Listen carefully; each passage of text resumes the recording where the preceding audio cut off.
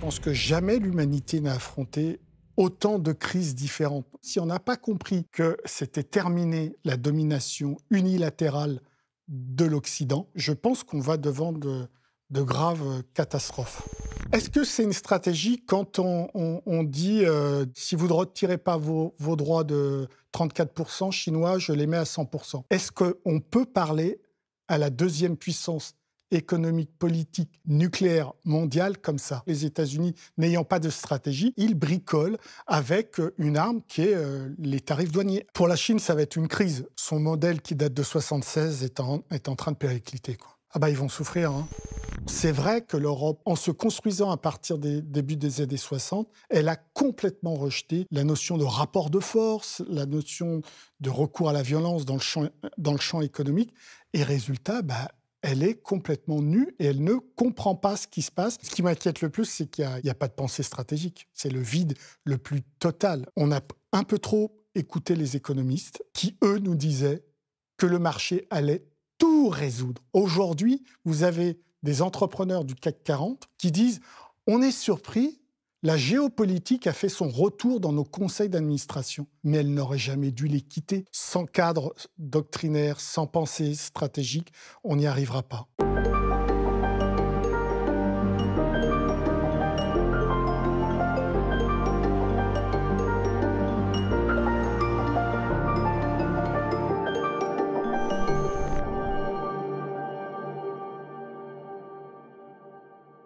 Ali Laïdi, bonjour. Bonjour Olivier. Je suis très heureux de vous recevoir sur la chaîne YouTube du média Élucide. Alors, vous êtes docteur en sciences politiques, vous êtes responsable du journal L'Entretien de l'intelligence économique et chercheur à l'école de pensée sur la guerre économique. Vous êtes l'auteur de différents ouvrages, parmi lesquels Histoire mondiale de la guerre économique et plus récemment La Chine ou le réveil du guerrier économique. Alors, bon, on l'aura compris, vous êtes donc spécialiste de la guerre économique. Et ça tombe drôlement bien, parce qu'il se trouve que, justement, l'actualité nous y plonge en plein en ce moment. Donc, Donald Trump a littéralement déclaré la guerre économique au reste de la planète, avec ses annonces de droits de douane massifs. D'après vous, pourquoi est-ce qu'il a mis en place cette stratégie? Qu'est-ce qui l'a motivé? Moi, je pense qu'il n'en a pas d'autre, tout simplement, et qu'aujourd'hui, les Américains bricolent parce qu'ils n'ont pas de stratégie, sans doute pour la première fois depuis leur courte histoire, mais en particulier depuis le moment où ils ont pris l'ascendant sur le monde, c'est-à-dire 1917, ils ont affaire à un adversaire de taille, sans doute le seul adversaire qu'ils ont eu en face d'eux qui puisse les challenger de manière systématique sur absolument tous les champs économique, politique, militaire, etc. Et donc, c'est la première fois qu'ils ont affaire à un acteur pareil. Ils en avaient eu un à la fin des années 80, je ne sais pas si vous en souvenez, c'était le Japon. Le Japon qui avait affirmé à l'époque que face à la défaite militaire de 1945, il aurait sa revanche économique. Et c'est vrai que fin des années 80, il faut s'en souvenir, le Japon était en train de tailler des croupières économiques aux Américains. Ils ont tout de suite réagi. Le mur est tombé en 89, ça les a aidés. Ils ont réorienté leur stratégie vers non plus la lutte contre l'Union soviétique, mais vers la défense de leurs intérêts économiques. Et là, ils mettent en place une vraie stratégie. Donc, on est à la fin des années 80. Apparaît la Chine avec sa puissance, avec son économie, sa puissance politique, militaire, son influence dans le monde. Et là, il se dit, mince, ça ne fonctionne plus. On ne pourra pas traiter la Chine comme on a traité le Japon. D'autant que, souvenez-vous, le Japon était certes un adversaire économique, mais ça restait un allié politique, militaire, avec des bases américaines dans l'archipel nippon. Là, c'est tout le contraire. Là, il n'y a pas de lien stratégique entre la Chine et les États-Unis. Et donc, ils n'ont pas de solution, ils n'ont pas de stratégie. Et donc, ils opèrent, ils bricolent avec une arme qui est les tarifs douaniers. Alors moi, sur les tarifs douaniers, je précise bien que ce n'est pas de la guerre économique, c'est de la guerre commerciale. La guerre économique, elle existe entre Washington et Pékin, mais c'est justement dans la tentative de Washington d'empêcher le potentiel économique de la Chine de se développer, qu'on peut parler de guerre économique à ce moment-là. Mais après tout, les tarifs douaniers, c'est du protectionnisme, tout simplement. C'est certes violent, brutal, mais ce n'est pas vraiment ce qu'on appelle, nous, la guerre économique. Ce qu'est la guerre économique, c'est en effet le fait d'éviter et de s'affronter complètement à la Chine aujourd'hui, ce qui était le choix des États-Unis. Est-ce que vous pensez que ça signe la fin du libre-échange mondialisé, en tout cas tel qu'on le connaît? Et dans ce cas-là, vers quel type d'ordre économique international on se dirige? Alors, ça signe... En fait, le président Trump a signé deux fins. Premier mandat, souvenez-vous, en 2016, il l'a encore à travers les tarifs douaniers, il referme un cycle que les anglo-saxons ont ouvert au début des années 80, donc le néolibéralisme, avec Thatcher en Grande-Bretagne, Reagan aux États-Unis, qui est un cycle vraiment de néolibéralisme, et lui le referme donc pendant son premier mandat. Là, au début de son deuxième mandat, il va refermer un autre cycle qui est beaucoup plus long, puisqu'il va fermer le cycle qui est apparu au lendemain de la guerre. Je vais même plus loin. Il referme le cycle qui a été inauguré en août 1941 par Churchill et Roosevelt, ce qu'on a appelé la Charte de l'Atlantique, qui ouvre les marchés mondiaux. Il y a un des articles de la Charte de l'Atlantique qui garantit l'ouverture des marchés mondiaux. Donc, de 1941 à aujourd'hui, il y a un cycle de mondialisation avec une baisse des tarifs douaniers, avec la création du GATT en 1947, où on part avec des tarifs douaniers à l'époque qui peuvent aller jusqu'à 100%, et on arrivait aujourd'hui à pratiquement une moyenne de 3%. Et lui, avec cette guerre commerciale, avec cette guerre tarifaire, il referme ce cycle-là. Donc, il referme un cycle très long et il referme une certaine mondialisation. Alors, comment ça va, sur quoi ça va déboucher? J'avoue que je n'en sais rien. Ce qu'on peut voir, tout simplement, c'est que le monde n'est plus le même qu'en 1945. C'est-à-dire qu'en 1945, il y avait les deux géants, à l'Est, l'Union soviétique, à l'Ouest, les États-Unis, et le reste du monde, y compris l'Europe de l'Ouest, devait se positionner par rapport à ces deux grands. Et la tentative des non-alignés en 1955, ça n'a pas marché. Et donc, on était vraiment dans une bipolarisation. Là, je ne pense pas qu'on sera dans une bipolarisation où au moins il y aura une grosse, schématiquement, deux pôles importants, que seront toujours les États-Unis avec ou sans l'Europe, on le verra. Puis de l'autre, sans doute un pôle chinois. Alors, est-ce qu'il sera rattaché au pôle russe? On verra. De ces deux grands pôles, il y en aura un troisième, ce fameux pôle qui ne s'est pas créé des non-alignés en 1955. Et ce troisième pôle, il est très intéressant parce que autant ils n'avaient pas les moyens politiques et surtout économiques, les non-alignés, de se positionner, autant là, ils les ont, ce qu'on appelle le Sud global, pour schématiser.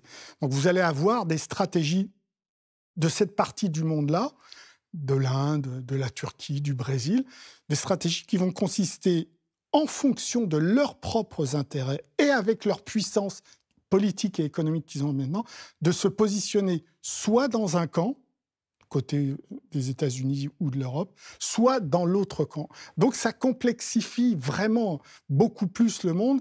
Et si on n'a pas cette vision-là d'un monde extrêmement complexe, je pense que c'est ce qui déclenche chez l'Occident la peur. Et c'est ce qui fait que les États-Unis, n'ayant pas de stratégie, ils répondent par ce réflexe qui est d'augmenter les tarifs. Donc c'est un monde très complexe qui va apparaître.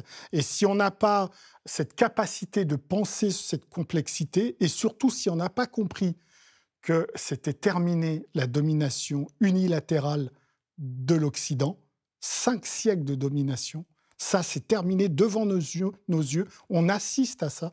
Si on n'a pas compris ça, je pense qu'on va devant de graves catastrophes. Alors, Elucide, c'est aussi et d'abord un site internet où on fait beaucoup d'analyses, en particulier d'analyses économiques. Et ça fait maintenant près de 4 ans qu'on travaille sur, en particulier, l'économie internationale et nationale, pour comprendre un peu ce qui se passe. Évidemment, vu les crises qu'on voit arriver depuis plusieurs années. On a réalisé une analyse assez détaillée des racines, pourquoi Trump agit aussi comme ça. Donc, on vous met le lien vers notre article en description. Vous allez comprendre beaucoup mieux les choses.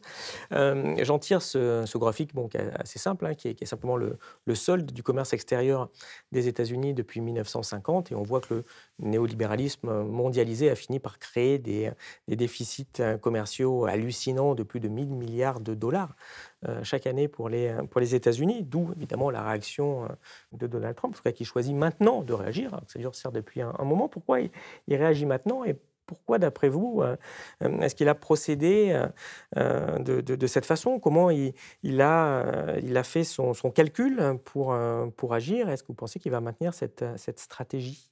Alors, il est très intéressant ce schéma parce qu'on voit bien des années 50 au milieu des années 60 que l'Amérique est dans le vert. Bon, c'est l'effet très concret de la reconstruction d'une Europe dévastée par la Seconde Guerre mondiale, à travers le plan Marshall, à travers la puissance de la surproduction aussi qu'il y a eu pendant la guerre de la part des Américains, qu'il faut écouler ailleurs, et ils s'entendent à travers le plan Marshall sur le fait que certes on vous prête de l'argent, mais en contrepartie vous prenez nos produits. Et après on voit à partir des années 70 le rouge arriver parce que en effet là l'Europe est reconstruite. Là, l'Europe se réorganise. Là, l'Europe a une politique agricole commune. Elle devient autosuffisante, excédentaire dans l'agriculture. Et donc, forcément, les États-Unis passent dans le rouge. Et puis après, vous voyez une deuxième, mais vraiment un pic là où ils descendent dans les abysses à partir des années 2000. Et là c'est pas un hasard non plus. C'est le moment où la Chine rentre dans l'OMC. Avec un débat très clair aux États-Unis, souvenez-vous de l'époque, le premier mandat de Bill Clinton, il est contre. Il est farouchement contre l'entrée de la Chine dans l'Organisation mondiale du commerce. Il s'attaque même à la Chine en le traitant de grande dictature. Second mandat, il change.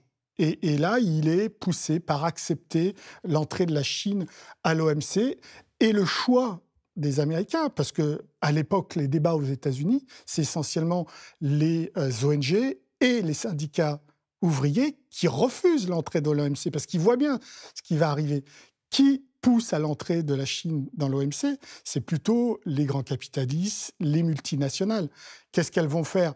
Elles vont partir en Chine parce qu'il faut délocaliser. Ce qui les intéresse, elles, c'est les dividendes, c'est la valeur actionnariale de l'entreprise, c'est la capacité de décrocher des dividendes pour les actionnaires, et c'est les ouvriers, c'est les salariés qui vraiment souffrent. Donc, là, le bilan que tire Trump, il est légitime quelque part. Simplement, au lieu de s'en prendre à la Chine, il devrait d'abord et avant tout s'en prendre aux prédécesseurs qui étaient à la Maison-Blanche et aux entreprises américaines qui ont eu cette cupidité de profiter des bas salaires, des bas coûts en Chine. Donc, il n'a pas tort. La Chine, quelque part, n'a pas joué le jeu quand elle est rentrée en 2001 dans l'OMC. Elle s'est engagée à respecter les règles du marché. Mais quand vous voyez les différents rapports de l'OMC concernant la Chine qui s'étalent de 2001 à aujourd'hui, dès les premiers rapports de l'OMC, il précise que la Chine ne joue pas le jeu, que la Chine pousse les entreprises à faire du transfert technologique, que la Chine fait de l'espionnage technologique, que la Chine subventionne ces entreprises, mais personne ne réagit. Et quand moi, je pose la question à un certain nombre de politiques de l'époque, je dis « Pourquoi vous n'avez pas réagi, par exemple, sur les subventions ?» Parce que si on réagissait, me répondait-il, alors les Chinois pouvaient nous attaquer sur les subventions qu'on a données à Airbus et à Boeing. Donc, on était pris dans l'étau. Donc, on peut, d'un point de vue intellectuel, comprendre que Donald Trump veuille redonner une certaine assise industrielle à son pays.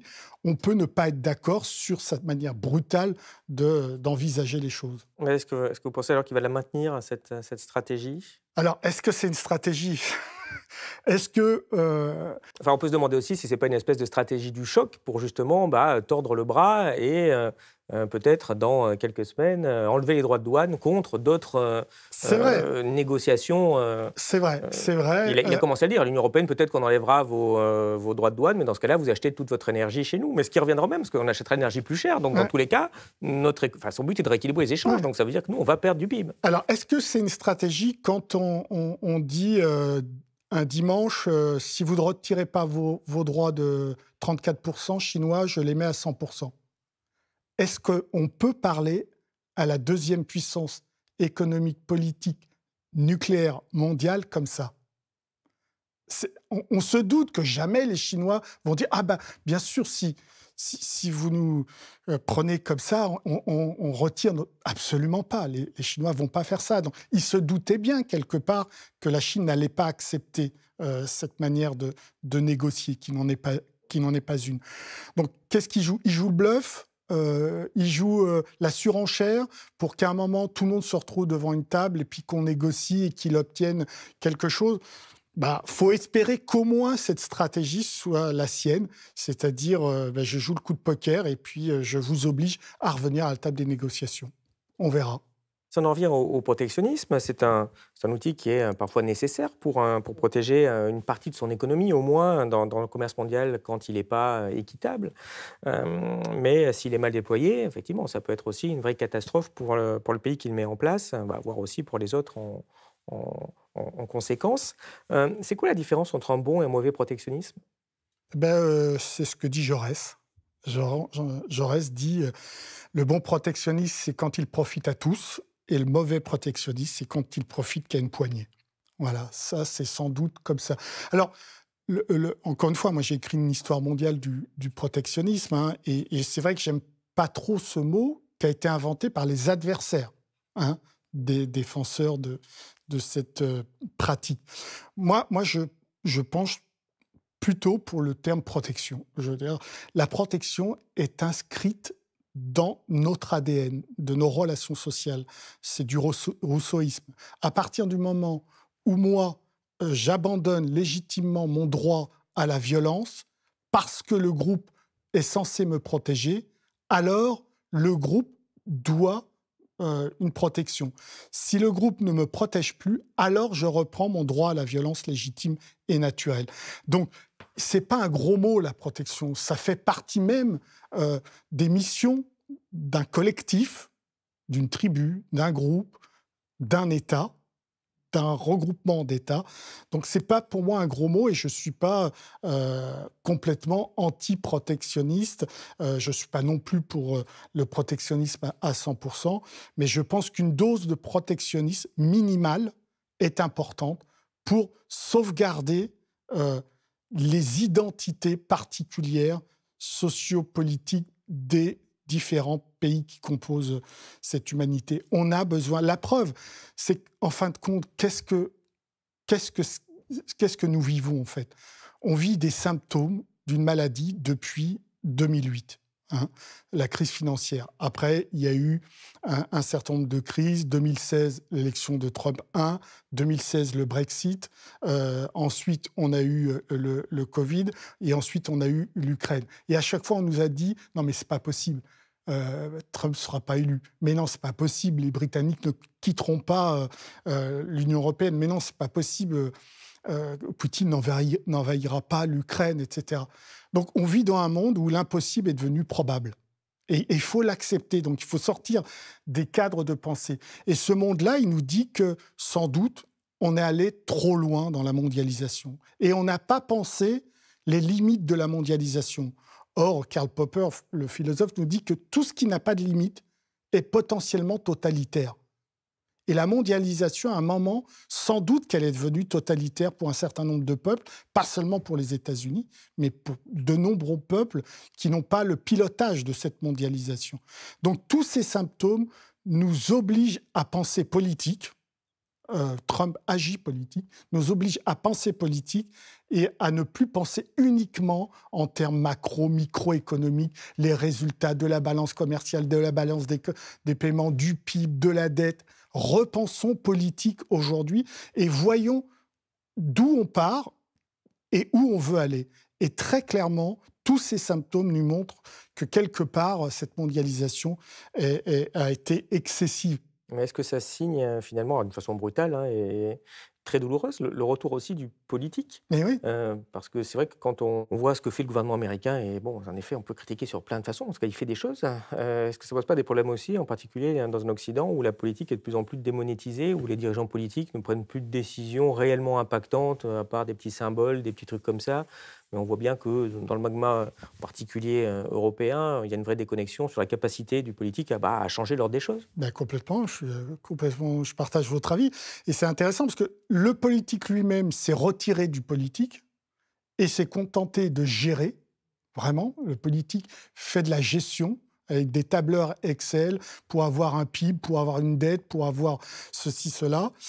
Et l'économiste, lui, a oublié ses origines.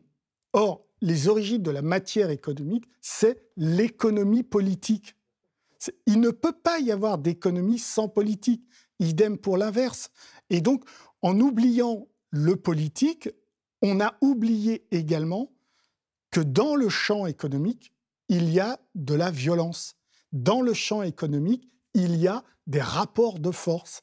Et le fait d'avoir oublié ça fait que nous, aujourd'hui, les Européens, on est totalement nus. On ne comprend pas ce qui se passe. On ne comprend pas ce qui se passe parce qu'on n'a pas les logiciels, on n'a pas la formation pour comprendre cela.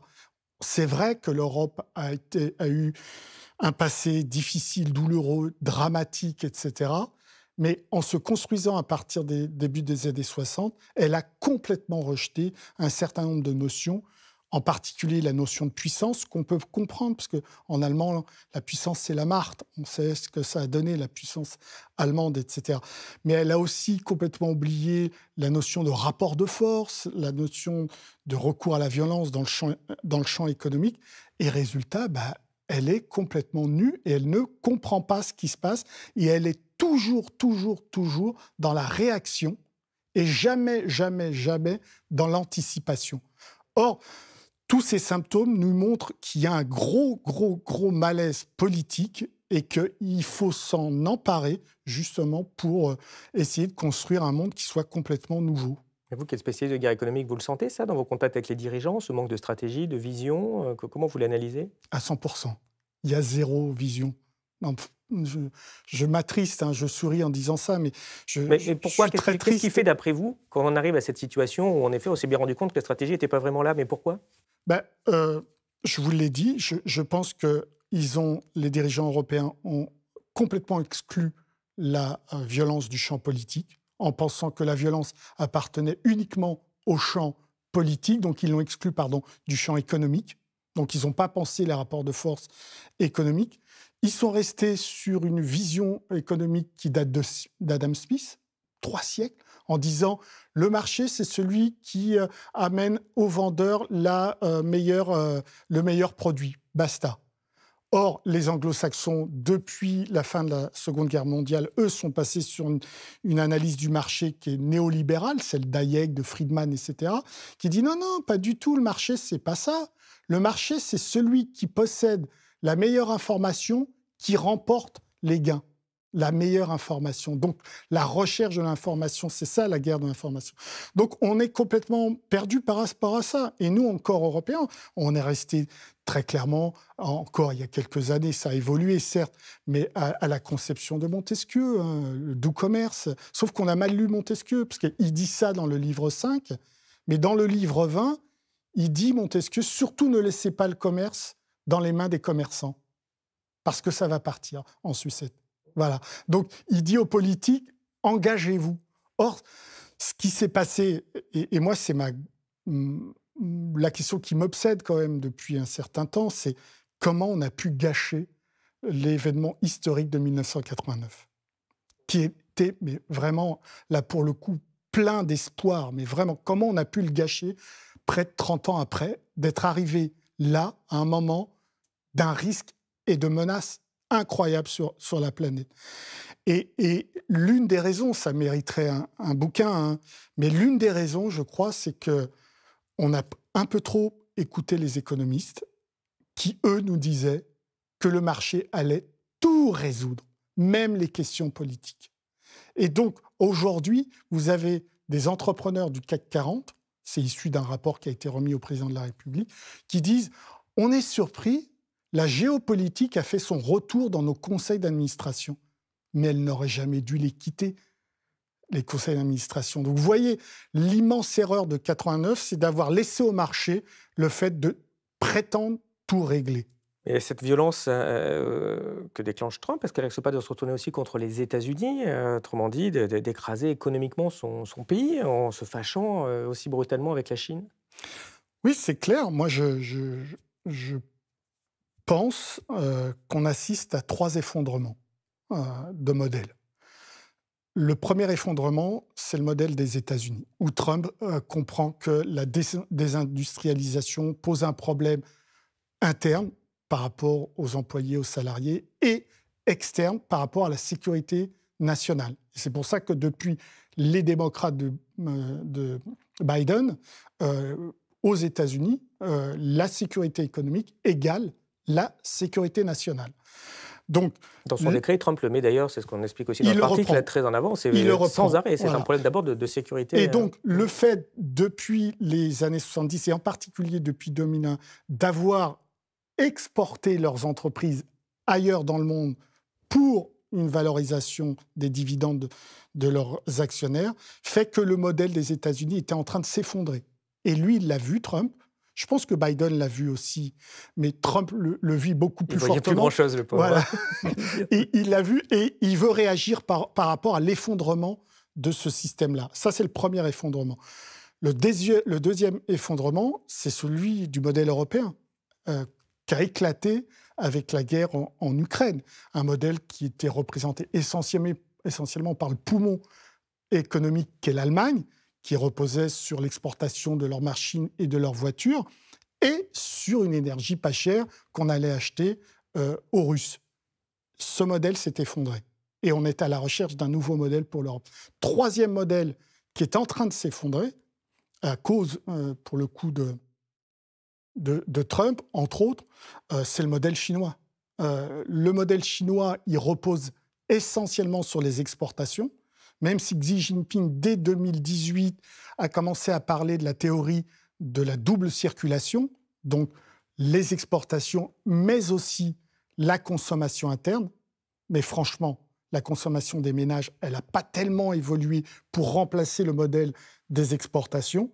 Et donc aujourd'hui, brutalement, avec ses droits de douane, son modèle est en train aussi de s'effondrer. Donc vous avez 3 effondrements successifs, États-Unis, Europe et Chine. Et donc ça, forcément, ça ne va pas déboucher sur quelque chose de très, très, très joyeux.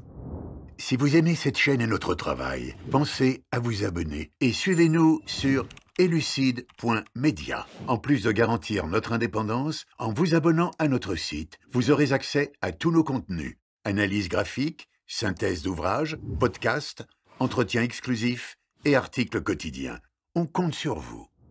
C'est quoi la vision de la guerre économique pour les Américains quand on est aux États-Unis? Ils voient ça comment? Et pour eux, quels sont leurs alliés et quels sont leurs adversaires? Alors, faut dire que c'est une nation qui s'est fondée contre le colonisateur anglais. Et dès sa fondation, elle est protectionniste. Alexander Hamilton, le premier secrétaire au Trésor, demande à ce qui va être le Congrès 2 choses. La première, c'est de protéger ce qu'on appelle à l'époque les industries dans l'enfance. Et la deuxième, c'est de les subventionner. Le Congrès va lui accorder la première, c'est-à-dire qu'il va protéger vis-à-vis essentiellement des entreprises britanniques, les entreprises américaines, et il ne va pas lui accorder le volet subvention. Mais la naissance de cette nation repose déjà sur du protectionnisme, et les présidents qui vont arriver vont le dire très nettement. Ils vont dire « on va être protectionniste comme les Anglais l'ont été, et nous serons libre-échangistes une fois que nous serons forts ». Donc la vision était très claire. Après, il y a eu évidemment un certain nombre de guerres, Première Guerre mondiale, Deuxième Guerre mondiale. Il y a eu des adversaires très forts, où là, c'était le politique qui était au centre, notamment contre l'Union soviétique, etc. Une fois que l'Union soviétique disparaît en 1991, je vous l'ai dit, ils réorientent leur stratégie avec ce qui est assez intéressant chez eux, c'est qu'ils vont apprendre du militaire, c'est-à-dire comment le militaire, notamment en 1991, dans la première guerre du Golfe, va faire la guerre à travers la guerre de l'information, à la fois technique contre les troupes de Saddam Hussein, mais aussi guerre de l'information sur les opinions publiques internationales. Ils vont reprendre ce substrat et ils vont le civiliser. C'est-à-dire qu'ils vont le mettre dans le civil et ils vont penser, en effet, les affrontements économiques. Quand vous regardez les entourages intellectuels autour de Bill Clinton dans ces années-là, ce sont des gens qui pensent la guerre économique et qui disent, après la guerre froide, la guerre chaude économique. Et c'est des penseurs. Hein. Édouard Luttwak, qui n'est pas seulement un penseur, un stratège, qui est même un opérationnel dans la déstabilisation des États. Donc, ils vont penser vraiment l'affrontement économique, ils vont penser leurs intérêts économiques et ils vont mettre les moyens. C'est-à-dire qu'ils vont mettre leur appareil administratif, leur appareil d'État, leur appareil militaire et sécuritaire, ils vont le mettre au service de leurs entreprises. Ils vont mettre sur écoute les entreprises étrangères qu'ils vont ensuite accuser de corruption pour permettre à leurs entreprises de remporter les marchés. Donc, il y a une vraie vision stratégique sur la défense de leurs intérêts économiques. Ce qu'on n'a pas, nous, très clairement, mais qu'ont eu les Chinois, parce que les Chinois ont étudié ce modèle-là dès les années 80-90. Ils ont étudié le modèle américain, ils ont étudié le modèle français, ils ont étudié le modèle japonais, ce fameux modèle qui, en 3 décennies, a fait que le pays dévasté par la guerre mondiale, par 2 bombes atomiques, reprend vigueur en économie. Ils vont y ajouter leur tradition confucéenne sur ce que c'est que l'art de la guerre à travers Sun Tzu, à travers d'autres, les 36 stratagèmes, enfin toute une tradition de l'art de la guerre. Et évidemment, l'apport marxiste-léniniste. Et tout ça fait un mix stratégique qui fait qu'en effet, Deng Xiaoping, quand il revient au pouvoir, parce qu'il a fait partie des classes au pouvoir dans les années de Mao, mais il vient au pouvoir en 1976 et il prend tous les pouvoirs, il va appliquer cette politique très clairement. Et nous, on ne va pas le voir, alors qu'on aurait dû le voir. Et moi, je me souviens de débats en 2001, quand la Chine est entrée dans l'OMC, fallait-il ou non la faire entrer? Il y avait encore des commissaires européens qui disaient « Ne vous inquiétez pas, surtout, de l'entrée de la Chine dans l'OMC, puisqu'ils vont se contenter de fabriquer du textile. » Mais c'était ne pas avoir de vision stratégique et historique de ce qu'était ce peuple pour penser qu'il allait s'arrêter à fabriquer des t-shirts. De plus en plus d'analystes semblent dire que les États-Unis sont en déclin économique, en déclin militaire, en déclin démographique. Est-ce que vous partagez cette vision? Il y a ce fameux bouquin de Paul Kennedy qui date des années, début des années 80, si mes souvenirs sont bons, où il parle déjà du déclin des États-Unis. Donc c'est quand même un serpent de mer. Ce qui est sûr, encore une fois, je vous l'ai dit au début, ce qui est sûr, c'est qu'une séquence se termine de 5 siècles. Et donc, les États-Unis, hyperpuissance au lendemain de la chute du mur de Berlin, c'est terminé.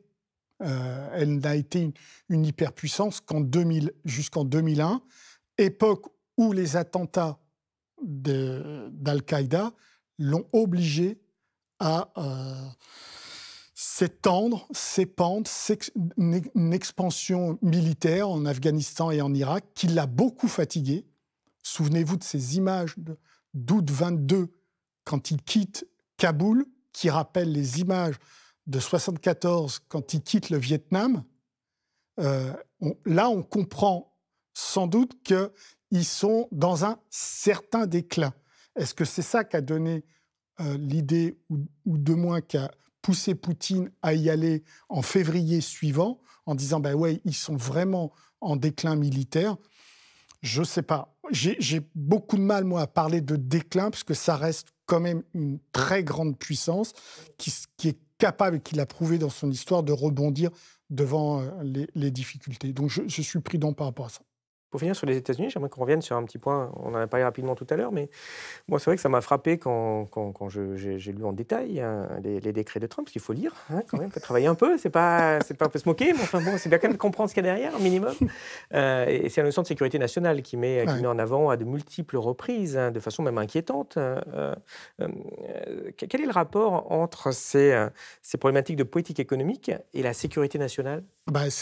C'est la souveraineté et l'hégémonie technologique. C'est très clair. Encore une fois, on l'a dit, il y a eu le Japon dans les années 80 qui challenge les États-Unis. L'affaire a été vite réglée en quelques années à partir d'un rapport de la CIA qui s'appelle Japan 2000. Là, on a une autre dimension avec la Chine. Et donc, ils se sentent obligés de protéger leur économie, de dérisquer vis-à-vis de la Chine, c'est-à-dire de réindustrialiser l'ensemble de leur approvisionnement et des chaînes d'approvisionnement pour qu'ils ne dépendent plus de la Chine. Et moi, je serais taïwanais, je me ferais beaucoup de soucis parce qu'à partir du moment où on oblige les Taïwanais, et notamment le géant des puces électroniques TSMC, à venir aux États-Unis pour implanter des usines, je me demande quelle va être la valeur pour les États-Unis de Taïwan le jour où les États-Unis maîtriseront toutes les technologies sur les puces électroniques. Et c'est très clairement l'objectif, et ils vont atteindre cet objectif. Donc, quelle est la valeur de Taïwan ? Est-ce qu'aujourd'hui, le paysan du Kentucky ou le New-Yorkais qui ne veut pas mourir pour Kiev, est-ce que demain, il voudra mourir pour Taipei ? Je ne suis pas sûr. Donc, en tout cas, il y a cette stratégie très claire qui consiste, en effet, à rapatrier aux États-Unis tout ce qui est indispensable à l'autonomie stratégique des États-Unis. Donc, le lien est fait entre sécurité économique et sécurité nationale. Venons-en à la Chine, puisque c'est le pays le plus frappé, d'ailleurs doublement frappé maintenant en quelques jours. Donc elle voit ses droits de douane additionnels maintenant passer à 100% du prix. Donc autrement dit, les prix des produits chinois aux États-Unis vont doubler, ce qui est assez délirant. Donc, autrement dit, vous n'allez plus acheter de produits chinois du tout. Enfin, c'est ennuyeux, il n'y a pas vraiment d'alternative à très court terme pour les consommateurs, mais on verra. Est-ce que, parce qu'on n'a pas de l'économie américaine, des problèmes que ça peut causer, mais donc en retour, vous l'avez un petit peu évoqué dans la stratégie du gouvernement chinois, mais est-ce que tout ça, ça met l'économie chinoise en péril ? Ils vont souffrir, hein. C'est vrai, c'est ce que je vous ai dit. Pour moi, c'est le troisième effondrement auquel on risque d'assister. C'est le modèle chinois qui repose sur essentiellement les exportations et pas aussi sur la consommation interne des ménages. Mais ils sont en train, vous avez vu les premières réactions de la Chine, hein, ça a été de demander... Ils ne sont pas contents quand même. Ils ne sont pas contents, c'est très clair, mais ils ont demandé à la Banque centrale chinoise de réagir. Ils ont demandé au fonds d'investissement chinois de racheter des actions. Ils ont demandé aux entreprises chinoises de faire du rachat d'actions. Et donc, ils vont... alors, ils ont annoncé un petit peu déjà avoir des programmes d'aide à la consommation des ménages en Chine. Mais évidemment, pour eux, c'est un modèle qui date de 1976, qui est en train aussi de vaciller. Donc, il va falloir pour eux trouver un autre modèle. Alors bon, certes, les États-Unis, c'est 19% du commerce mondial. Donc, il reste près de 80% de partenaires à trouver, etc. Et puis ça baisse pas mal entre la Chine et les États-Unis depuis 4-5 ans, par des externalisations au Vietnam et dans d'autres pays, en fait. Voilà, d'où les 40 la Chine, quelques pourcents sur le Vietnam aussi. Il y a des délocalisations maintenant de la Chine vers ces pays. Enfin, la Chine est frappée aussi par des vagues de délocalisation parce que les salaires ont quand même beaucoup augmenté. Oui, mais ça, l'administration Trump l'a vu. Et c'est pour ça qu'elle taxe le Vietnam à 40% pour éviter ça. Mais donc, pour la Chine, ça va être une crise. Ça va être une crise à gérer. Et donc, on va voir comment elle s'y prend. Mais très clairement, son modèle qui date de 1976 est en train de péricliter, quoi. Ils ont aussi annoncé une forte limitation des exportations de 7 métaux des terres rares, ce qui est sympathique. Donc, c'est C'est des métaux qui sont pas si rares que ça en vrai, mais en tout Oui, cas oui. qui sont très concentrés dans leur production aujourd'hui. 80% c'est produit en Mm. Chine et c'est des trucs qui servent pour les smartphones, pour les Mm. ordinateurs. Il n'en faut pas beaucoup, mais il faut mettre un petit peu, sinon le smartphone ne marche pas quand même. Donc c'est ennuyeux. Pourquoi cette décision? Pourquoi taper comme ça sur une problématique de ressources physiques sur l'ensemble des pays? En plus, ce n'est pas que contre les États-Unis qu'ils ont fait ça. Ah, alors, ça a été toujours leur méthode dans des rapports de force. Ils l'ont utilisé il y a quelques années vis-à-vis du Japon, quand il y a eu un petit problème de souveraineté d'îles. Et donc, ils ont décidé des embargos sur un certain nombre de métaux stratégiques. Et donc là, ils le remettent vis-à-vis des États-Unis pour montrer qu'en effet, ils sont à 70% de production de ces métaux, mais à 90% de leur raffinage mondial. C'est pour ça que depuis un certain nombre d'années aussi, aux États-Unis, on est en train de réfléchir à réouvrir, et on le fait, un certain nombre de mines, notamment Mountain View en Californie, en Australie aussi. C'est pas un hasard si Trump veut les métaux rares de l'Ukraine. C'est pas un hasard si une partie de l'administration américaine actuelle est en train de revenir en Afrique pour dealer. Vous avez vu ce qui se passe en ce moment avec la République démocratique du Congo, qui a déclaré que les Américains étaient les bienvenus pour exploiter leur sous-sol, etc., à condition d'une contrepartie sécuritaire, etc. Donc les Américains le savent, nous aussi on le sait depuis une dizaine d'années, que cette dépendance aux métaux rares pose un problème. Et en effet, je pense que des mines vont être réouvertes et que ça va diminuer. Mais pour l'heure, en effet, ils ont un levier d'action, Pékin, qui leur permet en effet de dire attention, on peut vous faire très mal dans les mois et dans les années qui viennent. Vous en avez un peu parlé, mais comme on est sur la Chine, est-ce qu'on peut prendre le temps de bien comprendre quelle est la stratégie économique internationale de la Chine depuis cette mondialisation s'est développée, et comment donc ils réagissent, puisque, comme je le disais, ils commençaient à subir aussi des vagues de délocalisation. Ouais. Parce qu'aujourd'hui, le salaire moyen à Pékin et Shanghai, alors qui n'est pas du tout représentatif du reste, mais enfin, c'est quand même 1 500 €, c'est pas très loin d'un standard occidental. Ouais, tout à Même fait. si évidemment, dans les campagnes, ça reste misérable.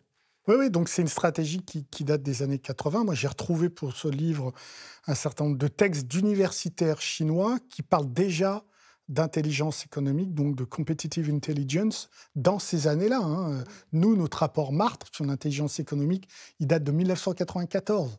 Donc, ils étaient déjà bien avant nous sur cette question des affrontements économiques.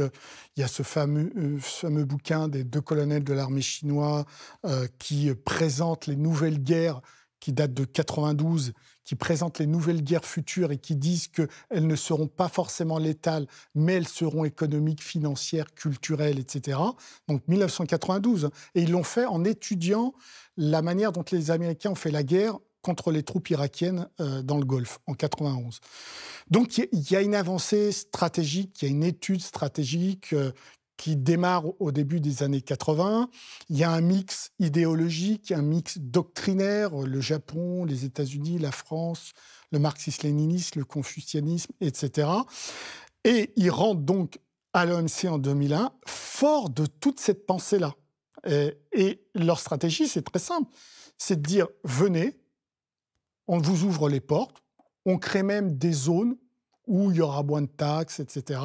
Ce qu'on vous demande, c'est de donner des emplois. Et ce qu'on vous demande aussi, c'est de transférer vos plus vieilles technologies. Tout le monde y va, formidable. Quand on paye un salarié 300 € par mois, il n'y a pas photo, on y va. Et puis, au bout d'un moment, on dit vous êtes bien installé, hein? Eh bien, maintenant, nous souhaiterions des transferts de technologie, de vos dernières technologies. C'est pas possible. Dans ces cas-là, vous quittez le territoire. D'accord. Donc, on vous transfère nos technologies, nos dernières technologies. Et c'est comme ça qu'ils sont arrivés au niveau. Le système japonais, ça avait été dans les années 80 plutôt de piquer les technologies. Sauf que les Japonais, ils n'avaient pas pensé à structurer une recherche fondamentale qui permette, une fois que vous avez retrouvé l'équilibre avec vos concurrents, de poursuivre votre ascendant. Eux, les Chinois, ils avaient pensé ça. Donc, fort des transferts obligatoires de technologies qu'ils ont eues, eh bien, ils les ont donnés en relais à leur recherche fondamentale qui, elle, a continué à grimper. Et aujourd'hui, dans tous les domaines, dans toutes les chaînes d'approvisionnement, les Chinois sont présents et il y a même des secteurs économiques, des secteurs industriels où ils ont de l'avance, très clairement. Dans le nucléaire civil, ils ont de l'avance. Dans la voiture électrique, ils ont de l'avance. Donc aujourd'hui, si nous, on avait une stratégie, ce serait de dire, plutôt que de vous mettre des taxes à l'entrée de vos voitures électriques, on veut, comme on a fait dans les années 80-90 avec les voitures japonaises, on veut que vous installiez des usines en Europe. Et puis après, on fait comme eux.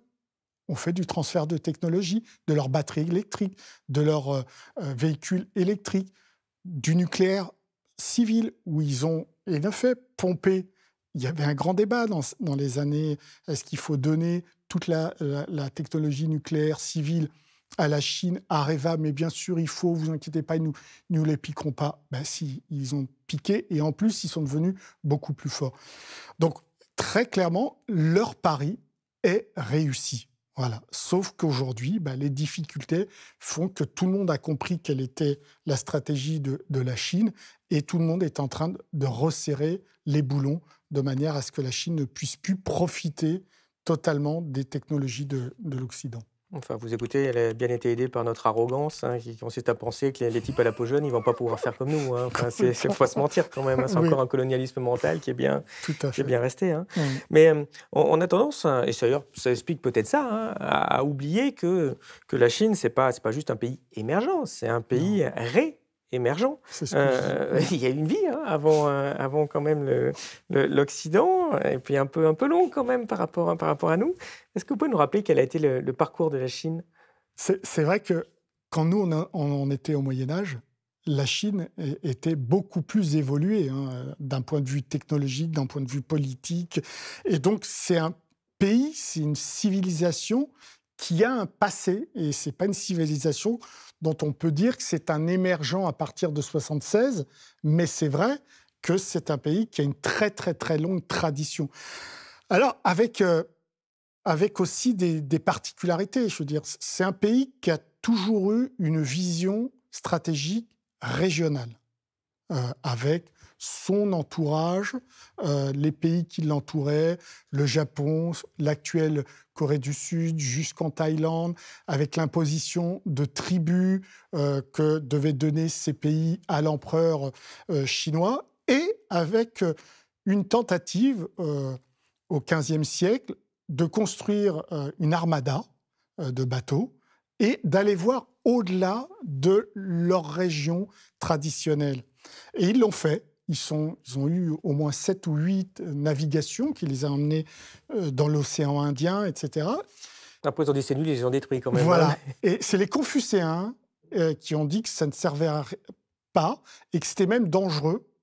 Et là, on retrouve une pensée aristotélicienne qui disait que la vertu d'Athènes, c'était surtout de maintenir un rempart avec les autres civilisations, parce qu'elles étaient barbares. Donc, il ne fallait pas faire du commerce avec elles, parce que sinon, on aurait importé aussi leurs mauvaises pratiques. Donc, c'est vrai qu'il y a une particularité de la Chine. Et cette particularité, je pense que Xi Jinping l'a fracassée. C'est-à-dire que de Deng Xiaoping à Xi Jinping, il y a ce que j'analyse, peut-être que j'ai tort, il y a une volonté de puissance politique et économique pour que la Chine reste la Chine.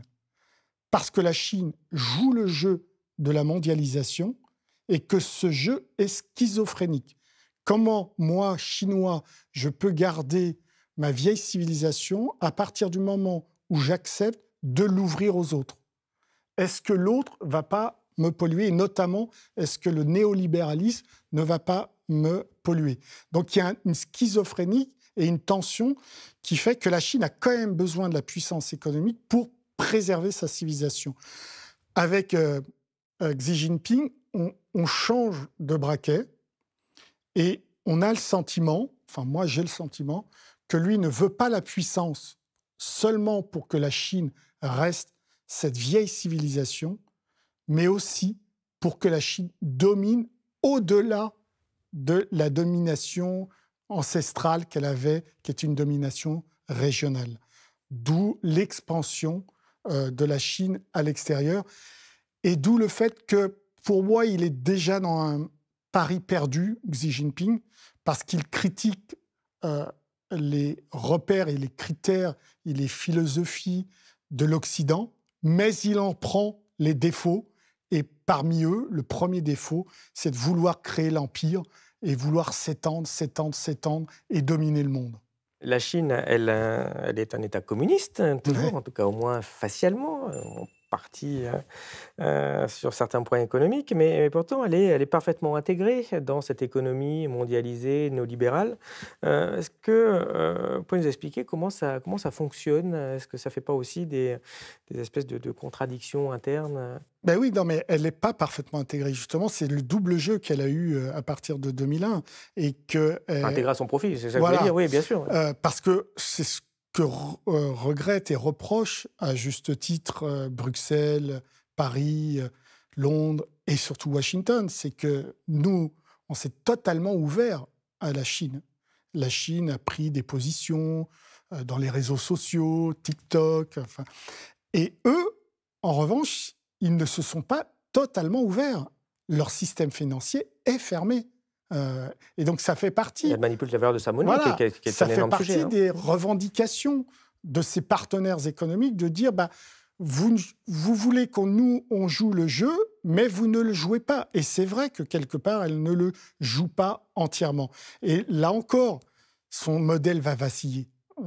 Très clairement, est-ce qu'elle ne va pas devoir s'ouvrir plus largement? Et c'est ce qu'ils disent depuis quelques jours. Hein. On entend dire qu'en effet, Pékin pourrait ouvrir une partie de ces circuits financiers à des investisseurs étrangers en régulant un maximum. Mais il y a quand même une prise de conscience qu'en effet, il y a un certain déséquilibre. Donc, la Chine joue pleinement le jeu à partir du moment où ça lui est totalement profitable. Quand elle sent que ça porte danger sur ses intérêts stratégiques et commerciaux, là, elle a plutôt tendance à se refermer.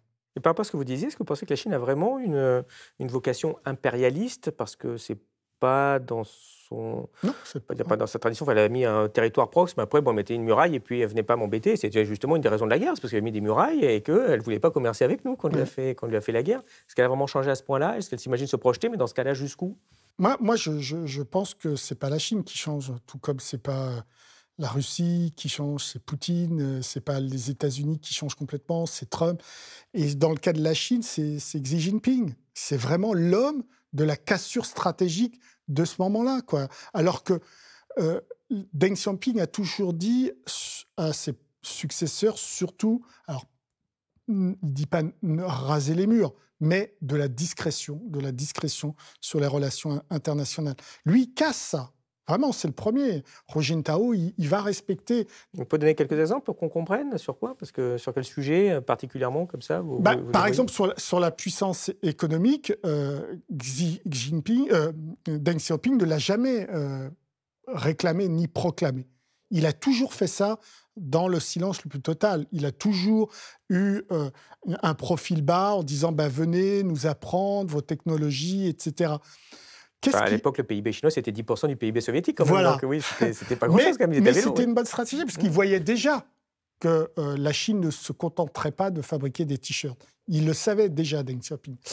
Qu'est-ce qui se passe avec Xi Jinping? C'est qu'en 2015, souvenez-vous, il va co-signer, co-parrainer ce que le Premier ministre de l'époque, Keqiang, va annoncer, c'est le programme China 2025, dans lequel il est listé une dizaine de technologies de haut niveau et où l'objectif est de devenir le numéro 1 mondial. Ça, Deng Xiaoping ne l'aurait pas fait. Lui,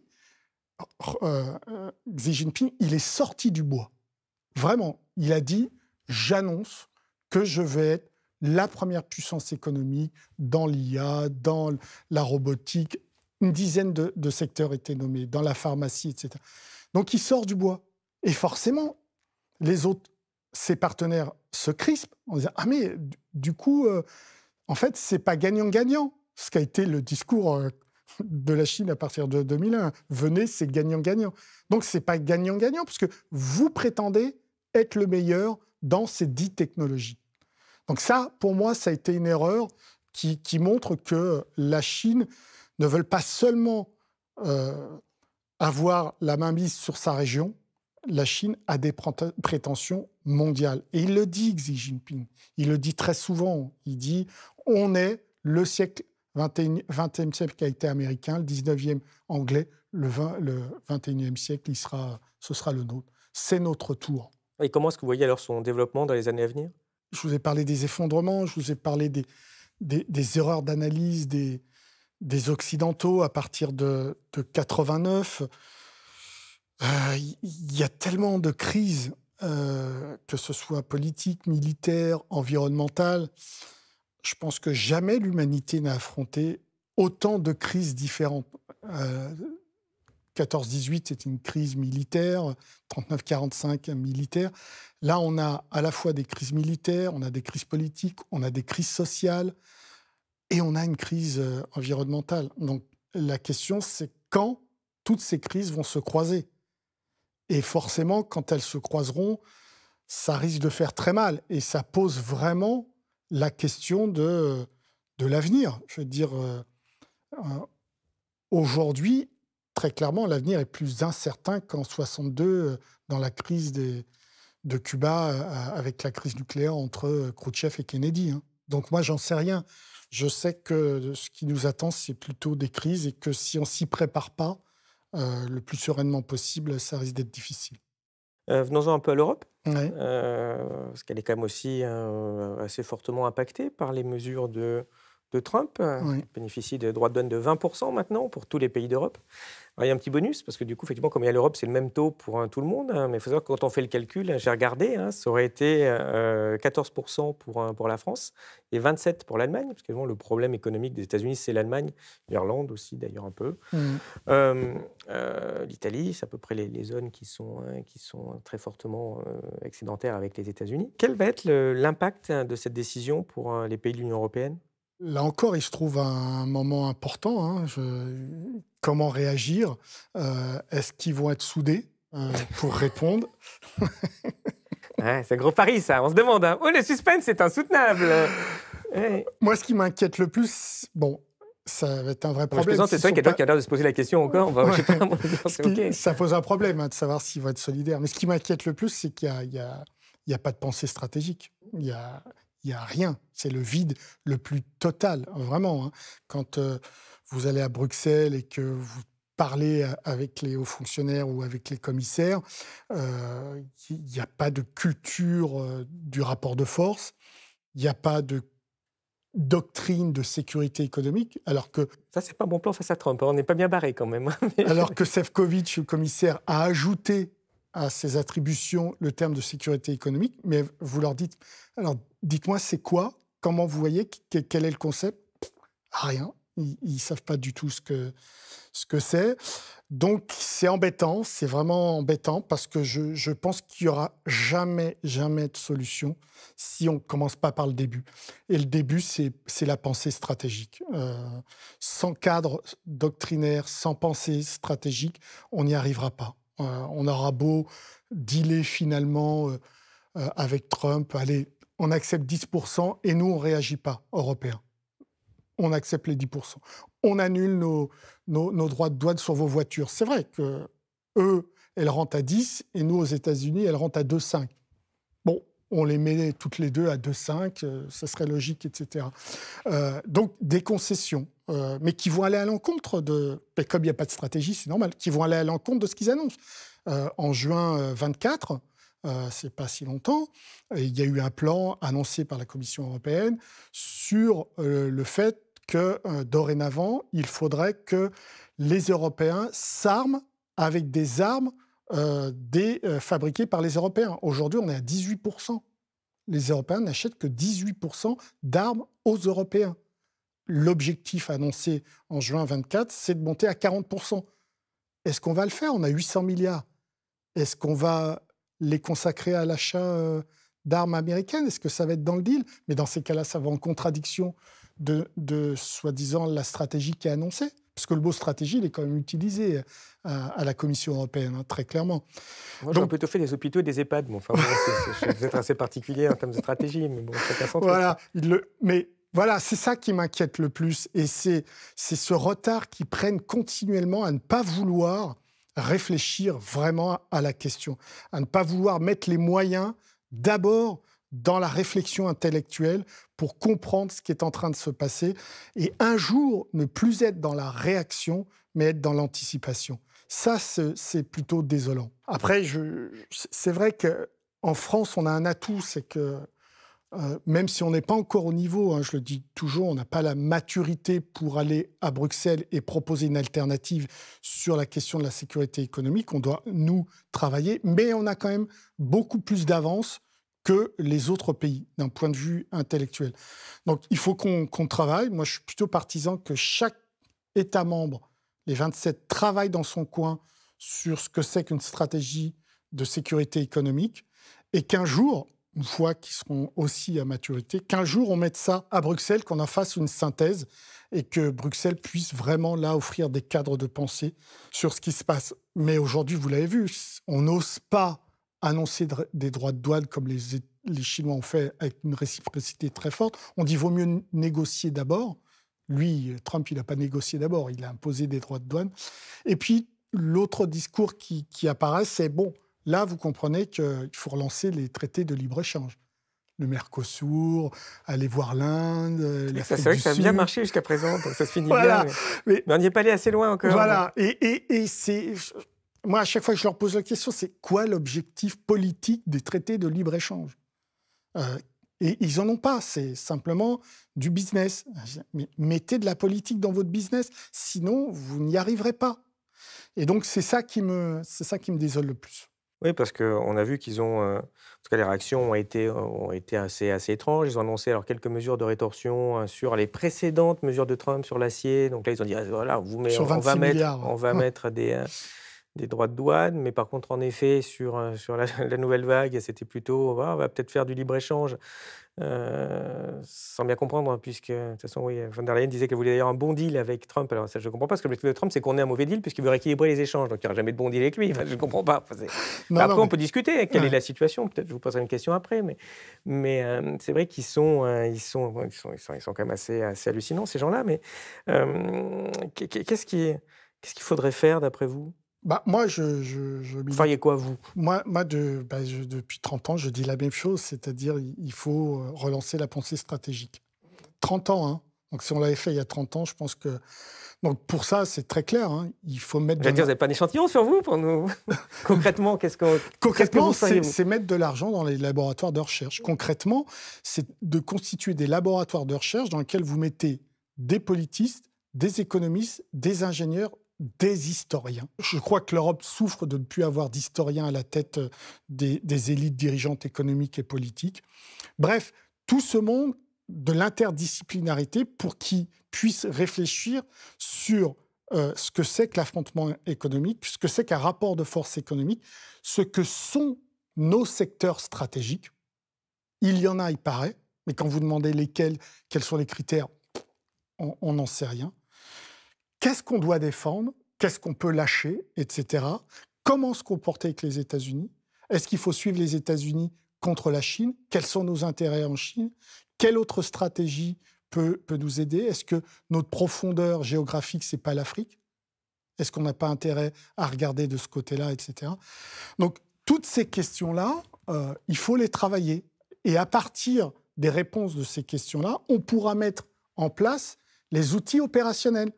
Oui, mais on voit aussi que ça bouleverse, j'allais dire des habitudes, mais enfin, c'est même pas des habitudes à ce niveau-là, mais comment dire, des relations de soumission totale et absolue aux États-Unis, où on a complètement abdiqué notre souveraineté.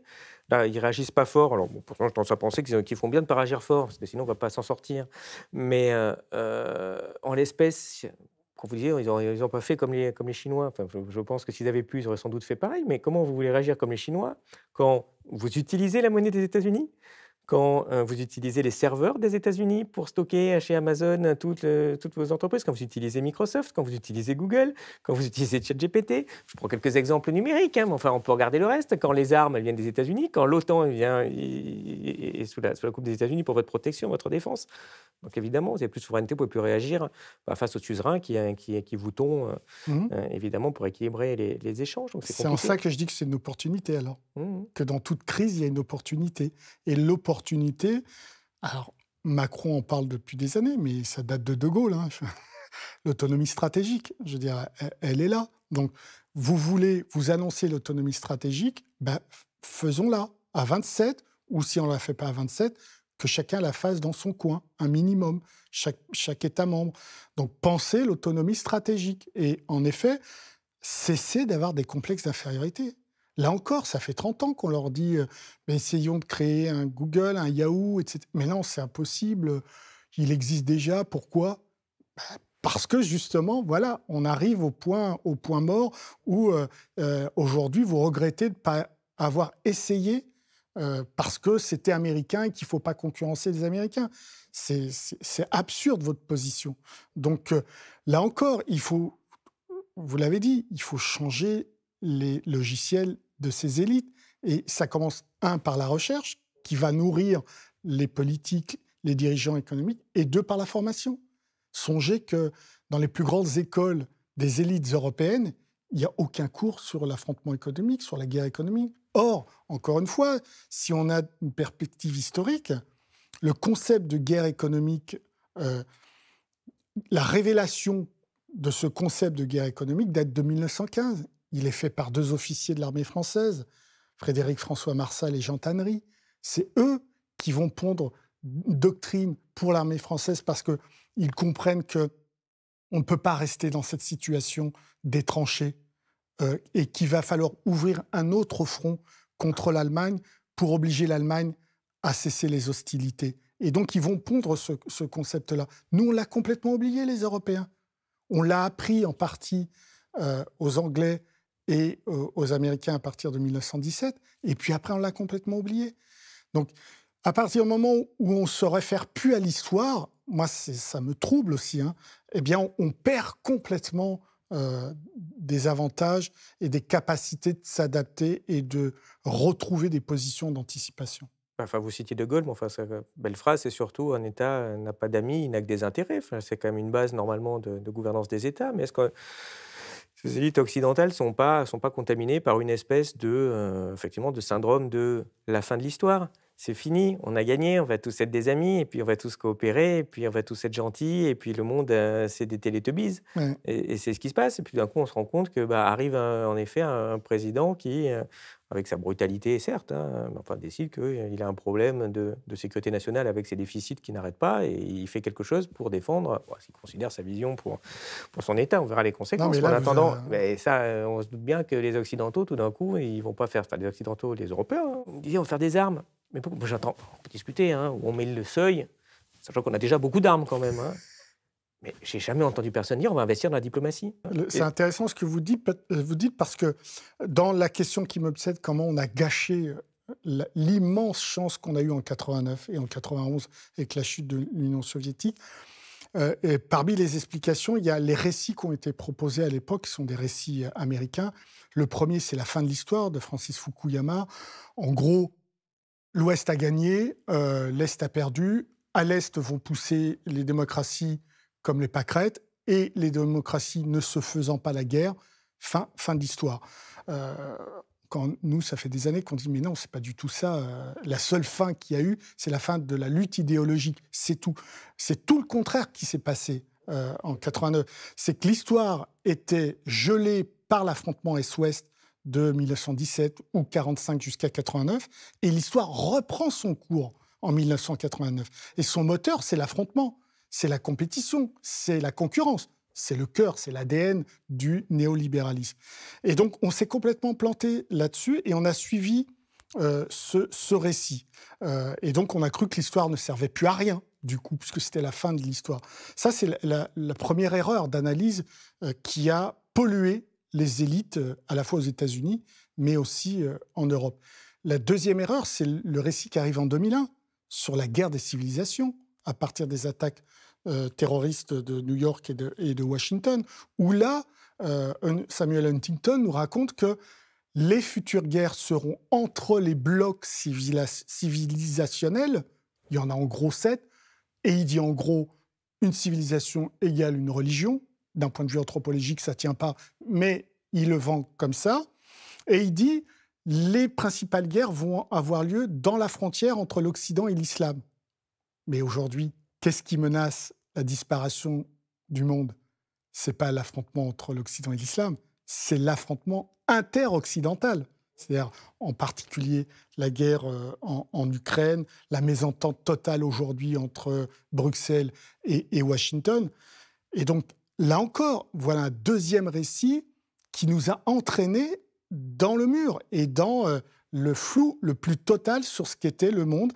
Et aujourd'hui, ce qui se passe nous révèle en effet que ces deux récits étaient complètement trompeurs et qu'ils ont paralysé nos élites qui aujourd'hui ne savent plus comment réagir. D'autant qu'on a des élites qui sont quand même paralysées aussi par une mentalité, comment dire, il me venait presque le mot religieux, mais de libre-échange. Enfin, vraiment, c'est ce que vous disiez tout à l'heure, on veut faire du libre-échange. Pourquoi? Pour faire du libre-échange, d'accord. Pourquoi? Pour faire du libre-échange. Mais pourquoi? Enfin, c'est quand même oui, quelle est la question politique du libre-échange? Assez stupéfiant, ça. C'est quel est l'objectif derrière? Et ça, au-delà de la sécurité de leurs États membres, en particulier de sécurité économique. Et on voit que c'est stupéfiant d'avoir une désindustrialisation à outrance, parce que c'est bien beau de dire c'est les autres qui font tes produits, ce qui pose déjà des questions à long terme, c'est qu'est-ce que tu feras quand les autres, ils seront mieux payés quand même.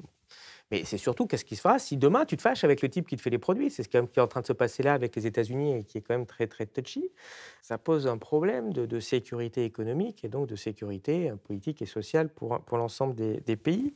Ces attaques, on les avait déjà eues avec l'extraterritorialité du droit américain sur lesquelles l'Europe avait rien fait, alors qu'on s'est fait tondre des milliards sans raison par nos grosses entreprises qui nous ont piqué d'ailleurs nos fleurons industriels sous les applaudissements de l'Union européenne. Du coup, comment est-ce que l'Europe pourrait être à la hauteur pour réagir face à ces attaques qui sont stupéfiantes pour son cadre de pensée, comme je le disais?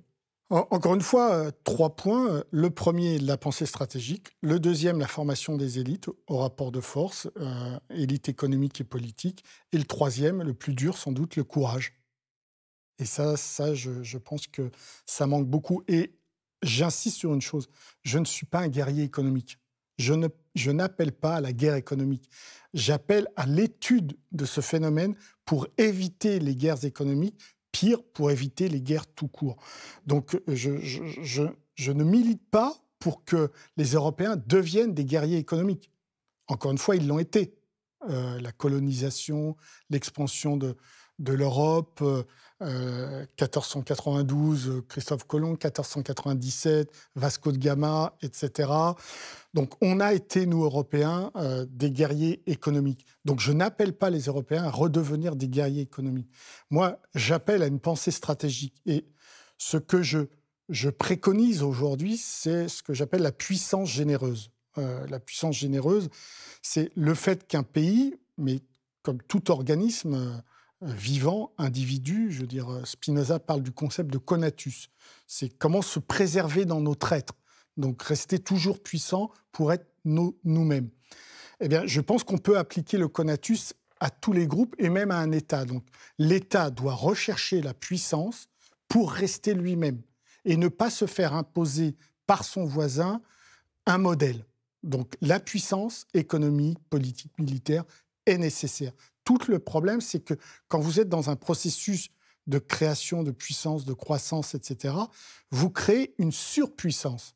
Et la question, c'est qu'est-ce que vous faites de cette surpuissance? Est-ce que vous l'utilisez pour écraser votre voisin? Ou au contraire, est-ce que vous l'utilisez pour permettre à votre voisin d'être lui-même puissant afin qu'il soit stabilisé? Donc, notre intérêt, par exemple, concrètement, ce serait que la surpuissance de l'Europe serve à généreusement stabiliser l'Afrique et faire en sorte que l'Afrique devienne une puissance économique avec qui on puisse établir des relations commerciales gagnant-gagnant, justes, etc. C'est ça la puissance généreuse, c'est ça la vision d'une puissance qui peut stabiliser ce monde-là en respectant à chaque fois les autres puissances à condition que ces autres puissances ont un objectif pacifique.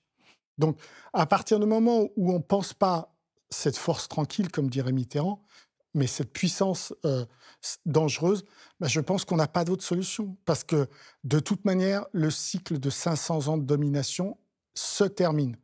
Donc, comment on fait avec ces gens, avec ces partenaires qui, eux aussi, revendiquent le droit à avancer à leur allure, avec leur modèle socio-culturel, avec leur vision, avec leur usage du monde, il faut le respecter. Et donc, le concept de puissance généreuse permet en effet d'être nous-mêmes, de nous renforcer tout en aidant les autres à être eux-mêmes. En vous écoutant sur ce concept, moi, il me vient en penser à notre sujet, qui est d'ailleurs finalement le sujet qui cause le problème, qui est le déséquilibre des échanges commerciaux. Et moi, ce qui me frappe particulièrement, c'est un sujet qu'on connaît bien, qu'on étudie souvent sur Elucide, c'est l'absence de débat, de réflexion Ouais. intellectuelle et stratégique sur comment on résout les problèmes. C'est des débats qui étaient au cœur de la pensée économique après la fin de la Seconde Guerre mondiale. Je pense en particulier, évidemment, aux accords de Bretton Woods, qui ont échoué en 1971, on l'a vu, et là, on a en fait la deuxième phase de l'échec, maintenant, qui est l'échec commercial. On a une réflexion stratégique qui est vraiment en encéphalogramme plat. Vous l'avez dit, il n'y a plus de politique dans l'économie. Ils ne pensent que économie, macro, micro, et ils pensent que chiffres. C'est le gouvernement par les chiffres. C'est Suppiot qui a travaillé là-dessus et qui explique très bien. Et puisqu'on parle de Suppiot, il faut rappeler qu'en 1944, la première réflexion, ce n'est pas celle du GATT. En 1944, la première proposition, c'est l'Organisation internationale du commerce. C'est un texte qui veut organiser le commerce avec la possibilité donnée aux États de se protéger à travers des subventions pour que, en effet, ils ne perdent pas leur identité sociale, culturelle, économique, etc. Et ça a été balayé par le Congrès américain. Oui, donc c'est pour ça qu'on est allé, après en 1947, sur les accords du GATT. Et c'est là qu'on perd toute la vision politique, où seule la vision économique est présente. Et c'est là aussi, en 1989, où on aurait pu, sacré événement, la chute du mur de Berlin, voilà un événement politique majeur. On aurait pu enchaîner l'analyse en disant, bon, on va refaire de la politique. Non, on a dit, après tout, le marché va tout régler. Il va régler les problèmes extérieurs, le commerce extérieur, les échanges internationaux, et il va régler également nos problèmes en interne. On va supprimer les services publics, on va supprimer tout ce qui est étatique, on va laisser le marché faire. Il est meilleur que les enseignants du public, il est meilleur que les policiers nationaux. Le marché va nous permettre. Donc, l'absence de pensée politique fait qu'on en arrive là. Et en effet, Trump, lui, il réagit politiquement, brutalement, mais politiquement. Il fait de la politique très clairement. Est-ce que l'Union européenne n'a pas trop perdu? Est-ce qu'il n'est pas trop tard pour réagir?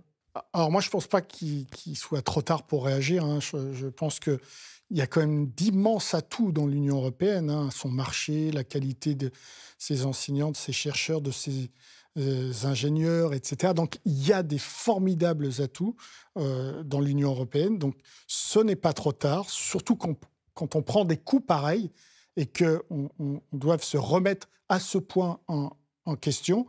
Le risque, c'est que s'ils ne répondent pas à la demande, d'autres le feront, mais avec des méthodes complètement différentes. Et les populistes, les nationalismes risquent pour le coup de faire exploser l'ensemble du système. Donc moi, j'y crois encore. Je reste profondément européen, hein, très clairement. Donc je crois encore que nos dirigeants peuvent réagir, à condition, en effet, qu'ils relancent la pensée stratégique. Comme on parlait, ce sujet Bretton Woods, c'est évidemment monétaire, parce qu'il y a un lien très fort entre les monnaies et évidemment les échanges commerciaux. Bon, on en arrive naturellement au dollar.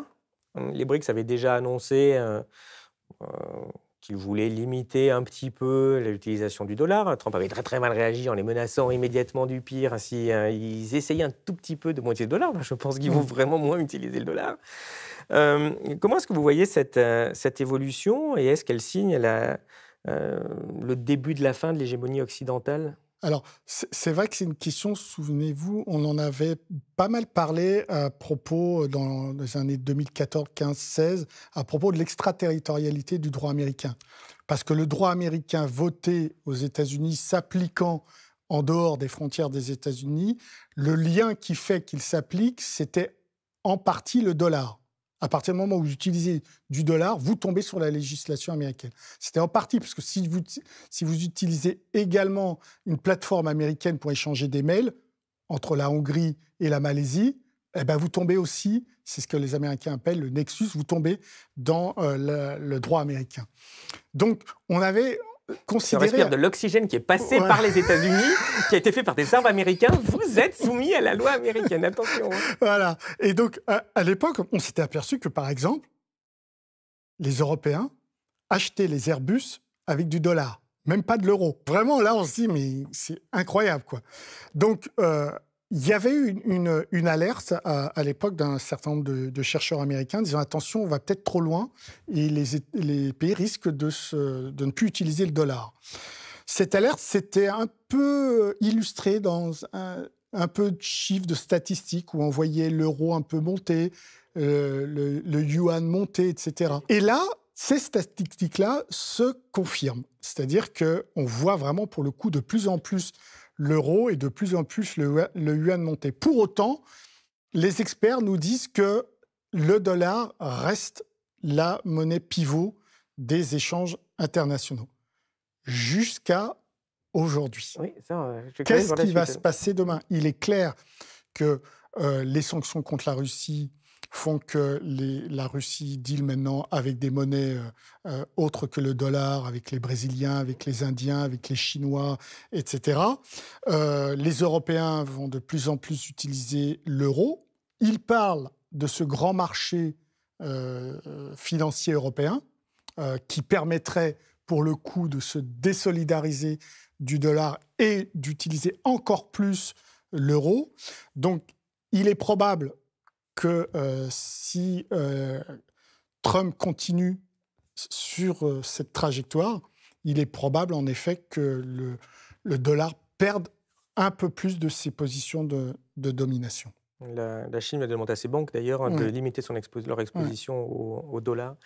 Puisque vous l'avez cité, quelle place va tenir la Russie dans cette reconfiguration mondiale d'après vous?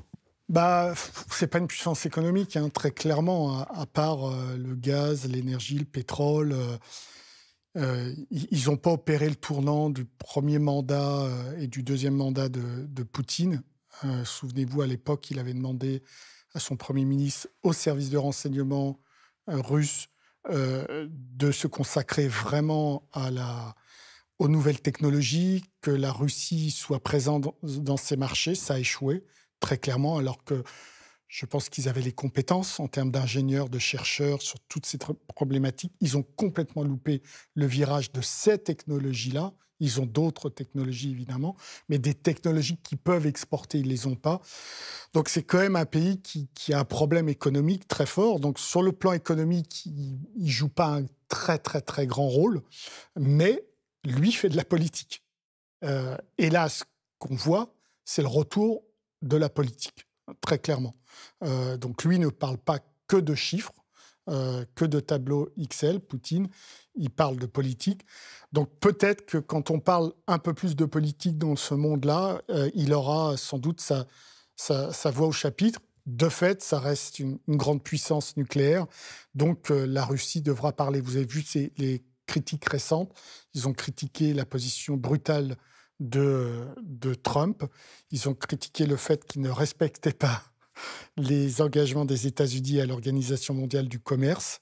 Ils auront toujours un rôle critique sur les États-Unis, mais ils n'auront pas forcément un rôle économique majeur à jouer dans cette bataille. Pour finir, est-ce que vous pensez que ces guerres économiques sont un prélude pour des guerres ouvertes? Bah, je l'espère pas. Franchement, quand on étudie l'histoire, on voit que le critère économique est important, hein, 14-18, le critère économique est très important, même si ce n'est pas la raison unique de la guerre, toujours multifactoriel, hein, les raisons de la guerre. Et de fait, ça radicalise les rapports. Ça radicalise les rapports entre les pays, très fortement, et ça radicalise les rapports entre leurs dirigeants. Je veux dire, ils vont avoir plus de difficultés demain à se parler, à avoir confiance les uns aux autres. C'est vrai que on a les États-Unis dans leur comportement font que bah, ça va être difficile de croire en la parole d'un président américain quand il va signer un texte. On se dira, mais dans 4 ans, celui qui arrive, est-ce qu'il va euh, contresigner ou est-ce qu'il va remettre en cause cet engagement? Donc, il y a la crédibilité des États-Unis qui est entamée et ça va poser un problème. Donc, quand les relations sont tendues à ce point-là, encore une fois, ma crainte, c'est que toutes ces crises politiques, militaires, économiques, sociales et environnementales se croisent un jour et qu'on ne puisse même plus maîtriser la situation. Eh bien, nous arrivons à la fin de cet entretien. Merci beaucoup. Je vais vous poser notre question traditionnelle. Qu'est-ce qui, selon vous, est connu de peu de personnes et qui mériterait d'être connu de tous?